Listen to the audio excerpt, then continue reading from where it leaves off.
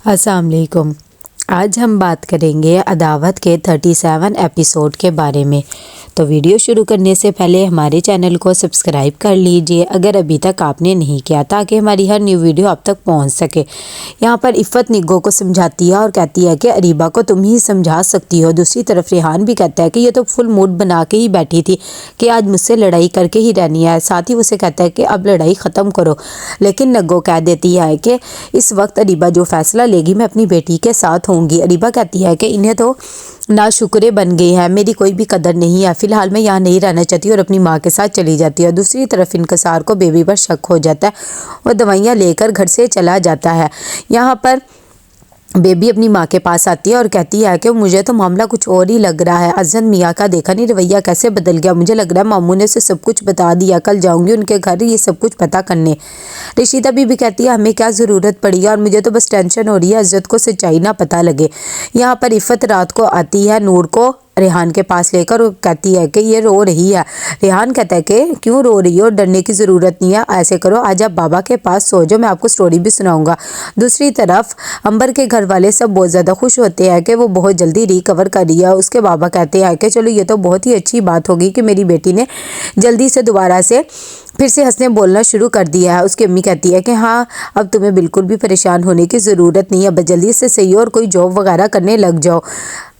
अंबर कहती है कि मैं तो वैसे भी खाली हो चुकी हूँ, मेरी तो ज़िंदगी का अब कोई मकसद ही नहीं रहा। इतनी देर में नज़िया कहती है कि आप ही आपकी इस तरह की बातें कर रही हैं, आपने पहले भी मुझे कहा था कि आप इस तरह मायूसी की बातें नहीं करेंगी।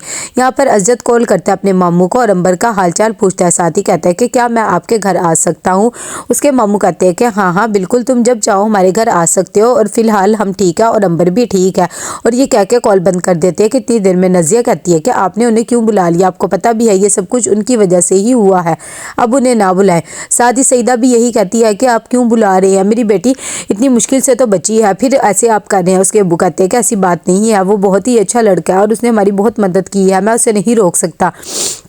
ये सब बातें मारिया भी सुन लेती है। वो कमरे में जाती है और जाकर अज़द से कहती है कि आपने खाना नहीं खाना। अज़द कहता है कि खाना है, बस थोड़ा सा बिजी था। और साथ ही वो मारिया को कहता है कि तुम इधर आके बैठो, और उसका हालचाल पूछता है और उससे माफ़ी भी मांगता है कि मैं बस थोड़ा सा परेशान था। मारिया कहती है चलो अच्छी बात है, आपने मुझसे प्यार से बात तो की, वरना आप तो गुस्सा ही कर रहे थे। दूसरी तरफ यहाँ पर सुबह उठती है तो रेहान कॉल करने लग जाता है अरीबा को, लेकिन वो इग्नोर करती है। इतनी देर में नग्गो आती है, वो उससे नाश्ते का पूछती, साथ ही कहती है रेहान ने कोई कॉल वगैरह की। तो अरीबा कहती है कि कोई भी कॉल नहीं की, और कहती है कि शुक्र है मैंने इतने दिनों बाद आज सुकून से सोई हूँ। दूसरी तरफ यहाँ पर अहमर की कॉल आ जाती है अरीबा को, तो वो कहती है कि तुमने मुझे क्यों कॉल किया और क्या बात है। अहमर कहता है कि तुम तो पता नहीं कहाँ पर बिजी हो गई हो, मैं तुमसे मिलना चाहता हूँ, तुम्हें लोकेशन सेंड कर दूंगा और तुम वहाँ पर आ जाना। तो अरीबा कहती है कि ठीक है। दूसरी तरफ फहद जब रशीदा बीबी से मिलने आता है तो वो कहती है कि बेटा तुमने आने की जहमत क्यों की, अब मैं बहुत ज़्यादा बेहतर हूँ। फहद कहते हैं कि आप मुझे बेटा भी कह रहे हो और ऐसे कह रहे, इंशाल्लाह आप बहुत जल्द ठीक हो जाएंगी। और साथ ही कहता है कि अज़द की तरह मैं भी आपका बेटा हूँ। इतनी देर में बेबी भी आ जाती है, वो उसे देखकर खुश हो जाती है। तो अज़द कहता है कि इसके लिए भी चाय बनवा लो, मारिया से कहो। बेबी बाहर आकर मारिया से कहती है कि हमारे लिए चाय बना रही है तो फहद के लिए भी बना लो, वो भी घर आया हुआ है। मारिया ये सुनकर परेशान सी हो जाती है। दूसरी तरफ अरीबा मिलने जाती है अमर से, तो उसे देखकर हैरान हो जाता है और कहता है कि तुम इतनी बिजी अपनी लाइफ में कैसे हो गई हो, और खैर अब क्या तुम्हारी लाइफ में चल रहा है, कोई लड़ाई वगैरह हो तो नहीं हुई तुम्हारे हस्बैंड से। अरीबा कहती है कि बस ऐसे ही समझ लो, मैं अपनी अम्मी के घर फ़िलहाल रह रही हूँ और अब मैं शादी से तंग आ चुकी हूँ। यहाँ पर अज़द और फहद बैठ के बातें कर रहे होते हैं, तभी फहद कहते हैं कि तुम परेशान ना हो, आंटी ठीक हो जाएंगी। कितनी देर में अज़द को कॉल आ जाती है, तो कहता है कि एक मिनट मैं ज़रा फ़ोन सुन के आता हूँ। जैसे ही वो जाता है तो बेबी भी बहाना बनाती है और कहती है कि मैं भी अम्मी को ज़रा देखा हूँ, उनकी मेडिसिन का भी टाइम हो रहा है। जब वो उठ के जाती है तो फहद मारिया को फिर से समझाने की कोशिश करता है कि मैं गलत नहीं, ये सब कुछ अरीबा ने किया है। और साथ ही उसे कहता है कि तुमने तो मुझे चाय का भी नहीं पूछा इतनी देर में।